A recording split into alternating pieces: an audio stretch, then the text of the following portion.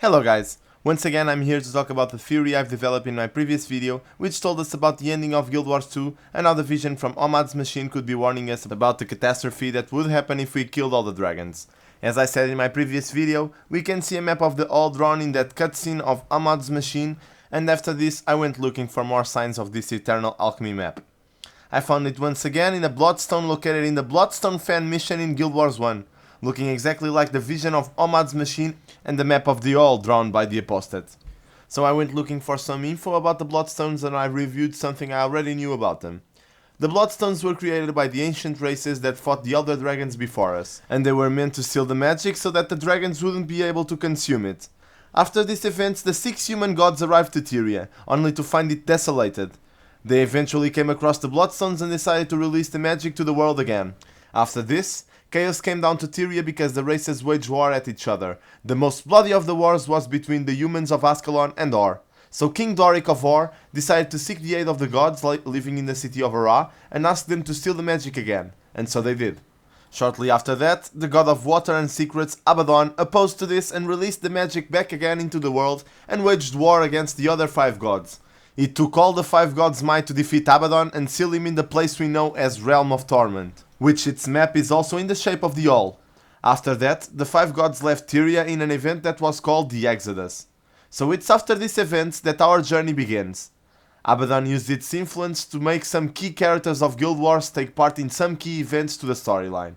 He told his titans to pretend they were Char gods and make the Char use the Searing Cauldron to invoke the Searing, that made crystals fall from the sky and destroy some parts of Ascalon, only to permit the Char to invade it. He also made Vizier Kilbron, in an act of desperation, read the Lost Scrolls to bring forth the Cataclysm, and Sinkor to prevent it from being invaded by the Char, which created the Sea of Sorrows that we know from Guild Wars 1 map. Abaddon also made Shiro Tagashi murder Emperor Angzi I of the Kantan dynasty and invoke the Jade Wind, that turned the Jade Sea into jade and the Ashevald Forest into stone. Then he used Vizier Kilbron to open the door of Kamali to bring turmoil to Tyria, bringing the Titans back to it, and he tried to force Varashosa into accomplishing the Nightfall ritual to manage his return. And now guys, we get to the best part. Why did Abaddon did all these things? It is clear that he wanted to return, but he was never gonna return with the Jade Wind or the opening of the door of Kamali.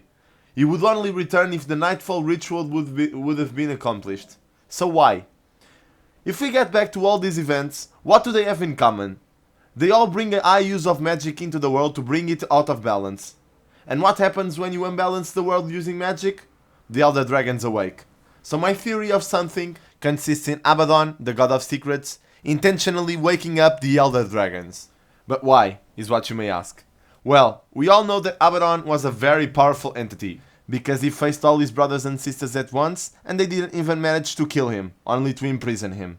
So I think that maybe Abaddon wanted to awake the dragons to steal their power and become the one true god of Tyria, the one who would have all the power to reign. We can back this up with his obsession on putting magic into the world, which wouldn't make sense if he knew he could reign without the dragon's power, so he did all those things to awake the dragons and prepare his return. You can say that he gave magic to all the races of Tyria just to make them powerful, but I don't think he is good guy Abaddon in a scale to do that. So we know he prepared all those things like the Jade Wind and the Cataclysm just to wake up the dragons and the Nightfall to manage his return.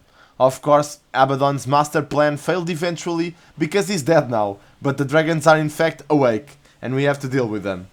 So until here we can raise some questions. The first one is, was Abaddon strong enough to face an Elder Dragon? Well, we only face him imprisoned, so we never know the full extent of his power, but what we do know is that he was the strongest of the 6 gods because he faced the other 5 alone. We can also ask ourselves, did Abaddon knew of the existence of the Elder Dragons? We can prove that he knew because of the apostate theory. If the apostate, which was a Margonite, an Abaddon minion, knew of the existence of the All and the bodies that were the Elder Dragons, we can be sure that his master knew a lot more. And why did he order his minion Razakel to tell the Vizier to Sinkor if most of his servants and sanctuaries were located there? Well, that's simple. What lied asleep beneath Or that could possibly awake if the island sunk? Zython. Elder Dragons awake when magic made calamities occur in Tyria. That was Abaddon's plan all along.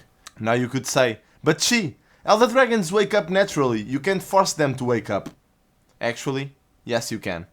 That's what happened to Mordermoth with Scarlet using her giant drill to wake him up. So this is where it gets tricky. If Abaddon wanted to wake the dragons up to steal their power, what do we do now? Are dragons evil or good? I think we all agree that Abaddon was a bad guy, but that doesn't necessarily make the dragons good. So my quest to find the true nature of the dragons continue, and I'll search as deep as I can to find an answer to this. Thank you for watching, guys. You should also check the first video of this theory, which will be placed in the outro. Hope you enjoyed this one, guys, and see you next time. Everybody know Marshmallow.